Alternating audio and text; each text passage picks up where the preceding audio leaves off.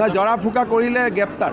আপোনাকো জৰা পানী দিব বুলি কৈছে নাই চাওক এইবিলাক কোৱা বেলেগ কথা কিন্তু আমাৰ শব্দত বহুত জোৰ আছে আপোনালোকে নেদেখে মই যিটো কম সেইটোৱে হ'ব লাগিব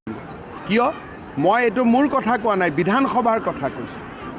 হিমন্ত বিশ্ব শৰ্মাৰ কথা শুনিব নালাগে কিন্তু বিধানসভাৰ কথাটো চবেই শুনিব লাগিব বিধানসভাই জৰা ফুকা বন্ধ কৰি দিছে গতিকে বন্ধ আৰু না জৰা ফুকা কৰিলে গ্ৰেপ্তাৰ